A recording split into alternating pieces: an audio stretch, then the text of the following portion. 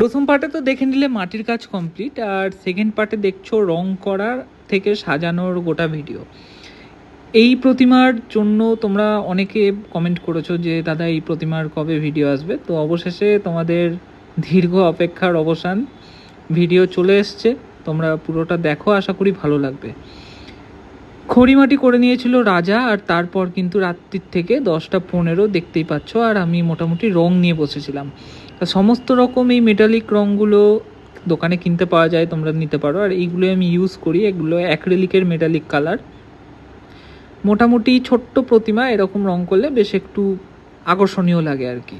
তো 10টা 42 আমার কিন্তু মোটামুটি রঙের কাজ কমপ্লিট। সামান্য সামান্য রং লেগেছিলো 1 তুলি 2 তুলি করে, আর সেই জন্য কিন্তু এত তাড়াতাড়ি আমার গোটা সেটটা রং করা হয়ে গেছিলো। 10টা 58 পাট রং করে নিয়েছিলাম এই নীল রং, কিন্তু শেষ অবধি এই নীল রংটা কতটা ভালো লাগছে তোমরা পারলে কমেন্টে জানিও। আমার মনে হচ্ছে নীল রংটা আমি চেঞ্জ করে দেবো কিনা।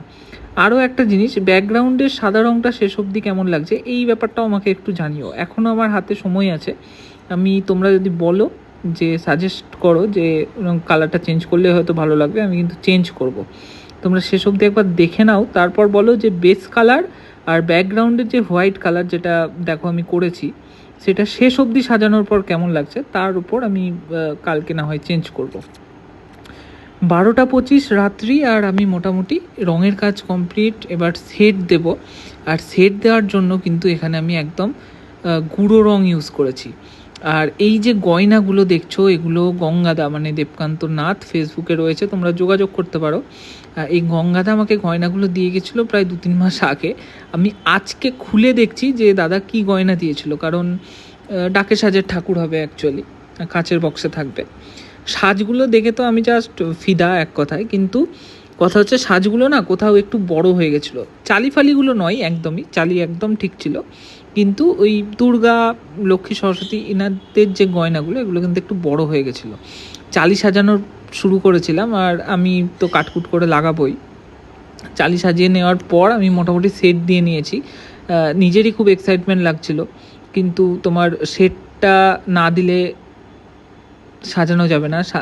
সাজানোর পর সেট দিলে কিন্তু গুঁড়ো রঙে নোংরা হতে পারে। এবার 1টা 22 দেখো আমার সেট দেওয়া কমপ্লিট, এরপর কিন্তু আমি সাজাবো। চলো কার্তিক গণেশ থেকে শুরু করা যাক। দুর্গা অলরেডি সাজানো হয়ে গেছে, এই হচ্ছে দুর্গার সাজ। এইটুকুতেই আমার বিষয়টা দারুণ লাগছিল। কার্তিক গণেশ সাজানোর পর 2:31 আর খানিকটা এরকম লুক লাগছিল।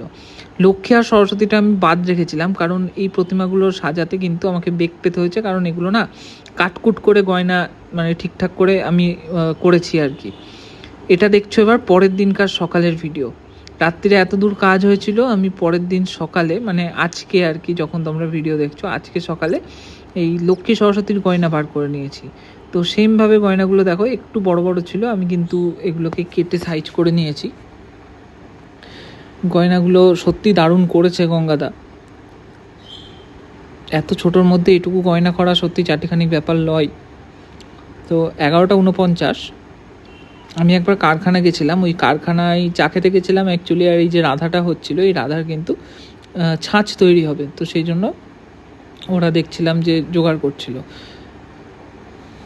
যে 3টে সিঙ্গেল গণেশ রয়েছে বিক্রম, এগুলো মোটামুটি সেটপাট করছিল, ওকে পুরো ছেড়ে দিয়েছিলাম। আর এই কৃষ্ণটাই পার্টি দিয়ে গেছিলো, যার সাথে মানানসই করে রাধা হচ্ছে।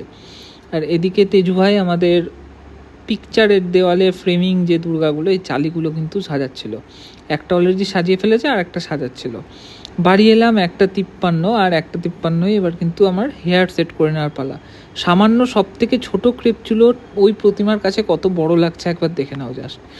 তাও আমি মোটামুটি ভরাট করে চুল লাগিয়ে নিয়েছি, আর চুল লাগানোর পর এরকম লাগছিল।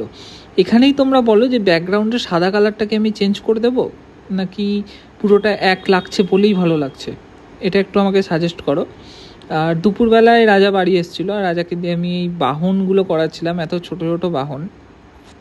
তো আমি হাঁস করছিলাম, ও প্যাঁচা করছিল, এমনি করে কিন্তু মোটামুটি বাহনগুলো হয়ে গেছে। তারপর একটু ঘুমিয়েছিলাম দুপুরে, যেহেতু আজকে রাত জাগতে হবে, আর আমার লক্ষ্মী গণেশ নিয়ে একটা বসতে হবে, ওটাও কিন্তু বুদ্ধ পূর্ণিমায় ডেলিভারি রয়েছে।